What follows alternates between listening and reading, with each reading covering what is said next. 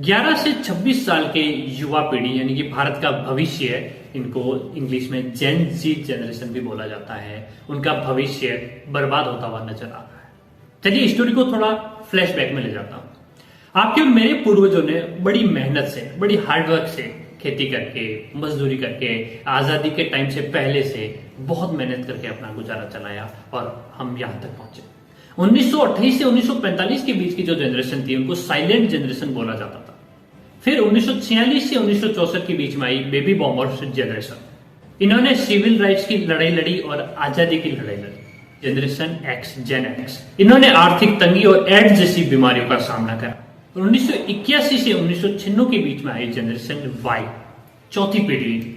इन्हें मिलेनियम भी बोला जाता है। इनको पहले 3 पीढ़ी इनका फायदा मिला उनकी मेहनत का। इन्होंने थोड़ी बड़ी सोच के साथ काम करा, रिस्क उठाया, कड़ी मेहनत की और आउट ऑफ बॉक्स जाके सोचा। और इसके बाद अगली पीढ़ी है वो है generation alpha and generation beta. तो ये जेन जी जनरेशन है, इनको सबसे ज्यादा फायदा मिला। टेक्नोलॉजी, लाइफ स्टाइल, कंफर्टेबल और इजी लाइफ मिली। अब तक ये सबसे ज्यादा टेक्नोलॉजिकल फ्रेंडली जनरेशन कहा जाता है। लेकिन आज ये 11 से 26 साल की पीढ़ी के साथ तो कुछ अलग ही हो रहा है। डिप्रेशन, एंजाइटी और डिजीज जैसी बीमारियों से, कि कमजोर बॉडी और मानसिक अस्थिरता से ये गुजर रहे हैं। अगर एक रिपोर्ट की माने तो 70% से ज्यादा जेंजीज आज डिप्रेशन और एंजाइटी से गुजर रहे हैं, यानी कि अब तक की सबसे वीक पीढ़ी। इसका सबसे बड़ा कारण है तेजी से मेटेरियलिस्टिक यानी कि चमकती हुई दुनिया, सोशल मीडिया वाले रिश्ते, लव एंड अफेयर्स। और नतीजा ये आया कि मेंटल हेल्थ और फाइनेंशियली अनस्टेबिलिटी, हाथ में पैसा नहीं बच रहा। अकॉर्डिंग टू एक्सपर्ट, ज्यादातर जेंजीज अपना भविष्य में घर भी नहीं खरीद पाएंगे।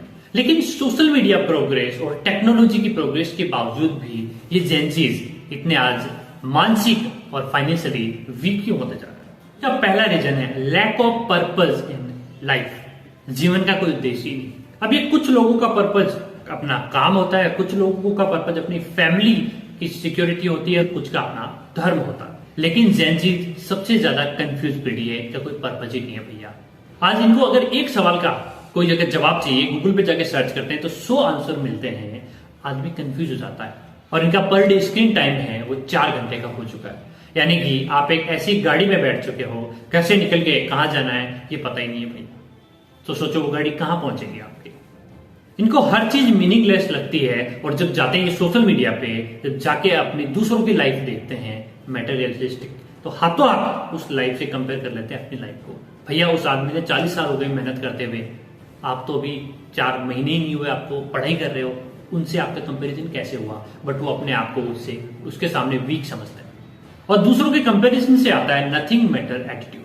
जब आदमी पूरे दिन यही चीज देखता है ना, दिन में 4 घंटे, तो वो जेलसी फील करने लगता है। फिर बोलता है मुझे क्या, मैं तो अपने आप में खुश हूं।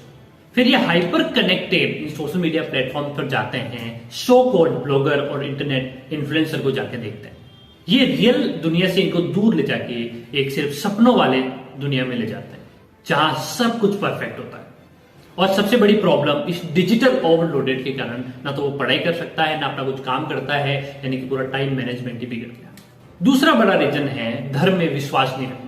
आज 18% जेंजीज ना तो भगवान में विश्वास रखते हैं, न ही भगवान की एग्जिस्ट होने पर विश्वास रखते हैं। धर्म से हमेशा एथिकल आता है, मोरल वैल्यूज आती है और आर्ट ऑफ लाइफ लिविंग का फ्रेमवर्क मिलता है।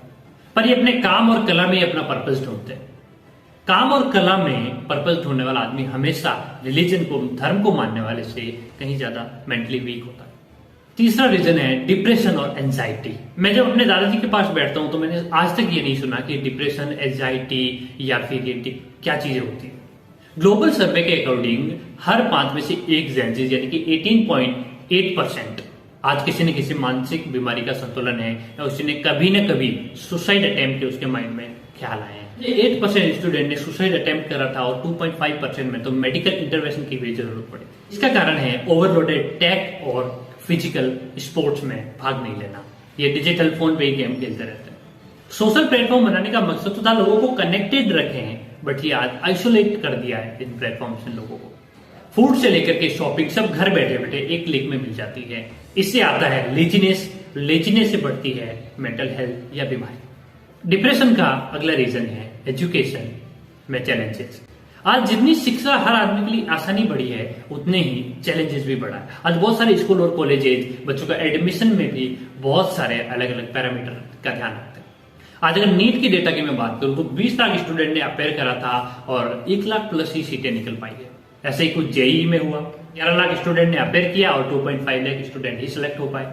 सोसाइटी के अकॉर्डिंग सिर्फ व्हाइट कॉलर जॉब ही आदमी के लिए सपनों वाली नौकरी है। Modern western life style, high salary, यही जिंदगी का मकसद है। जो स्टूडेंट नहीं अचीव कर पाता है उनको फिर मेंटल स्ट्रेस बढ़ता। चौथा रीजन है फाइनेंशियली अनस्टेबिलिटी, पैसा है ही नहीं हाथ में। बढ़ती जनसंख्या और कोविड-19 के कारण पिछले कई सालों में बेरोजगारी अपने पीक लेवल पर है। अब 11 से 26 साल के युवाओं ने अभी ही कॉलेज पास आउट किया है, अब इनको चाहिए नौकरी। तो अब इस टाइम पे आ चुकी है गिग इकोनॉमी। गिग इकोनॉमी क्या होती है? जैसे बड़ी कंपनी, डिलीवरी बॉय, अपने बिजनेस पार्टनर्स या फ्रीलांसर आप इनको बोल सकते हो, जो वर्क फ्रॉम होम का बेनिफिट देकर के, रिमोट वर्क का बेनिफिट देकर के लोगों को अपने साथ काम कराती है। इनको गिग वर्कर भी बोला जाता है।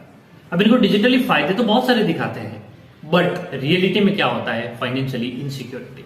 जो एक फुल टाइम जॉब का मजा है वो भी ये नहीं ले पाते। कोई जॉब सिक्योरिटी नहीं है, मतलब unstable life. Automation and artificial intelligence तो इनके लिए बहुत बड़ी प्रॉब्लम बनती जा रही है। अगर एक्सपर्ट की माने तो आने वाले टाइम पे soft skills, communication skills, negotiation skills, ऐसी जॉब्स की डिमांड बहुत ज्यादा बढ़ने वाली है। लेकिन इन युवाओं को networking, negotiation skills, communication skills बहुत ज्यादा वीक होती जा रही है। जहां पे पहले ग्राफिक डिजाइनर को हजारों रुपए पर डिजाइन मिलते थे, आज वो एक क्लिक पे, एक प्रॉम्प्ट पे वो एआई टूल बना के दे देता है।